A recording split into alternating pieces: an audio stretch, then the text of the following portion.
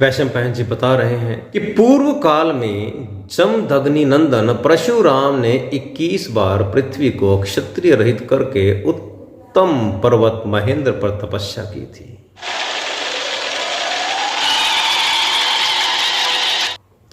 उस समय जब भृगुनंदन ने इस लोक को क्षत्रिय शून्य कर दिया था, क्षत्रिय नारियों ने पुत्र की अभिलाषा से ब्राह्मणों की शरण ली। यहाँ ब्राह्मणों का अर्थ किसी जाति विशेष से नहीं है, अपितु उन तपस्वी लोगों से है, उन ऋषियों मुनियों से है जो अपने तप के बल से ज्ञान में बहुत ही आगे बढ़ चुके थे, जो लोग धर्म का अक्षरशः अनुसरण करते थे। उनमें धर्म का अनुसरण करने के लिए जरा सा भी आलस या प्रमाद नहीं था। हर कार्य उनका समय पर होता था। शुभ समय पर उठना, अपने सारे कार्य, नित्य कार्य करना, योग करना, आराधना करना और फिर तप करना।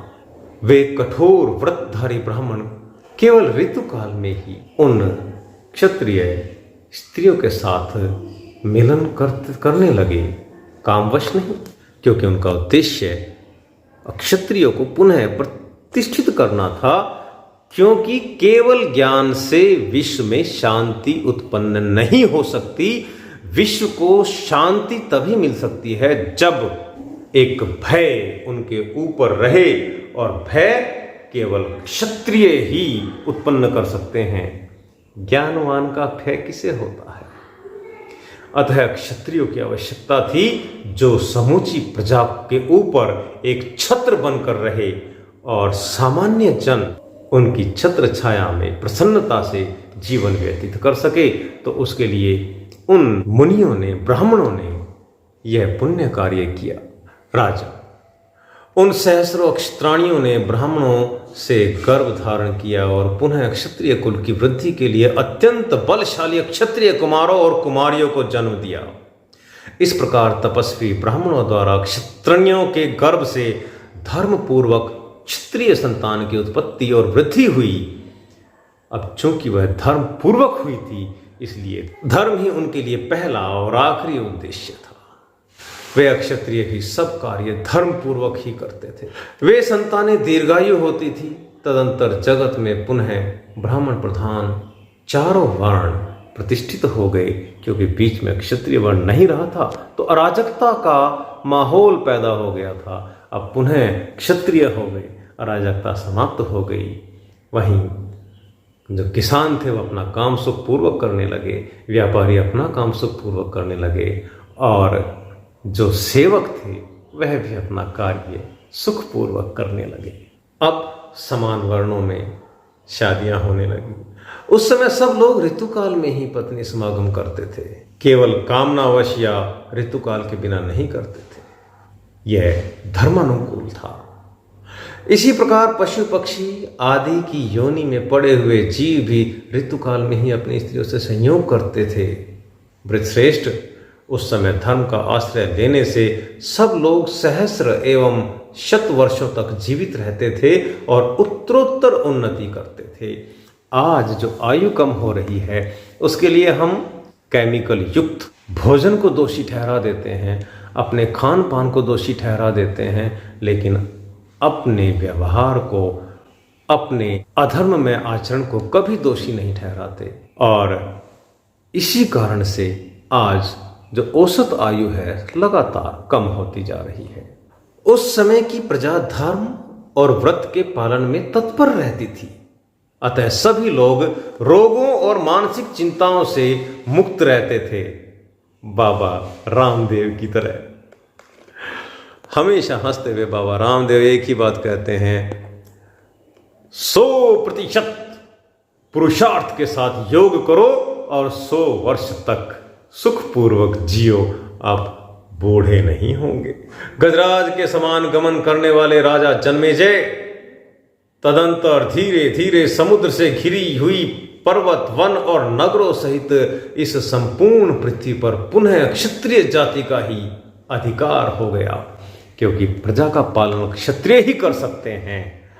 जब पुनः क्षत्रिय शासक धर्म पूर्वक इस पृथ्वी का पालन करने लगे, तब ब्राह्मण आदि वर्णों को बड़ी प्रसन्नता हुई। उन दिनों राजा लोग काम और क्रोध जनित दोषों को दूर करके दंडनीय अपराधियों को धर्मानुसार दंड देते हुए पृथ्वी का पालन करते थे। इस तरह धर्मपरायण क्षत्रियों के शासन में सारा देश काल अत्यंत रुचिकर प्रतीत होने लगा। उस समय सहस्त्र नेत्र वाले देवराज इंद्र समय पर वर्षा करके प्रजाओं का पालन करते थे। उन दिनों कोई भी बाल्यावस्था में नहीं मरता था, कोई भी पुरुष युवावस्था प्राप्त किए बिना स्त्री सुख का अनुभव नहीं करता था। उस समय पृथ्वी पर ही स्वर्ग था। भरतश्रेष्ठ, ऐसी व्यवस्था हो जाने से समुद्र पर्यंत यह सारी पृथ्वी दीर्घ काल तक जीवित रहने वाली प्रजाओं से भर गई। क्षत्रिय लोग बहुत सी दक्षिणा वाले बड़े बड़े यज्ञों द्वारा यजन करते थे। ब्राह्मण अंगों और उपनिषदों सहित संपूर्ण वेदों का अध्ययन करते थे। वेद का पाठ उन्हीं लोगों के समक्ष किया जा सकता है जो वेद को समझने की शक्ति रखते हैं। जो समझने की शक्ति नहीं रखते, उनके आगे वेद पढ़ना तो भैंस के आगे बीन बजाने जैसा है। तो उस समय के ब्राह्मण ऐसे व्यक्तियों के सामने वेद का उच्चारण नहीं करते थे।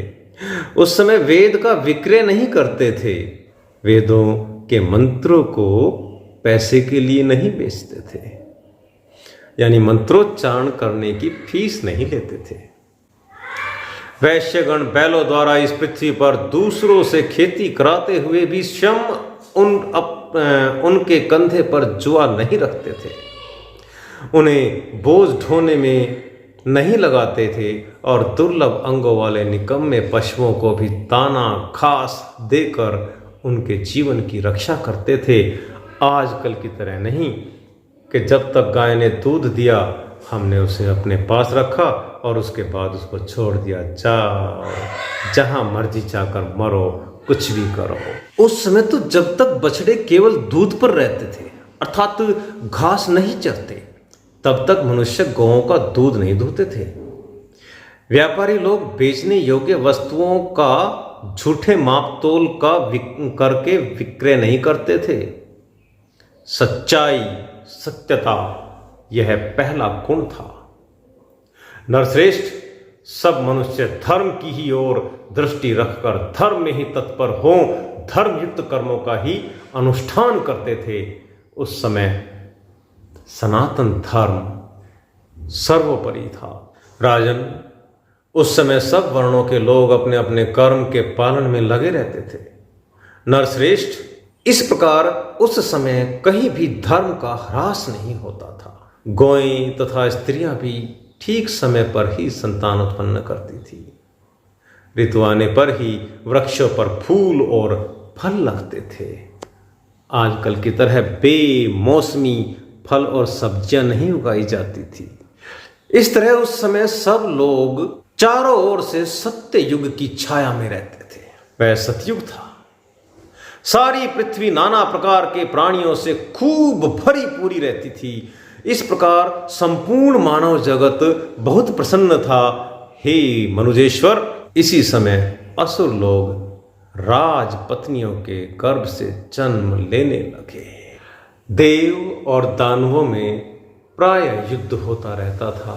देवताओं के द्वारा क्षत विक्षत हुए दैत्य अर्थात दानव स्वर्गलोक से भागने लगे और पृथ्वी लोक पर जन्म लेने लगे। इसके आगे का वृत्तांत आगे के भागों में लेकर आएंगे। नमस्कार।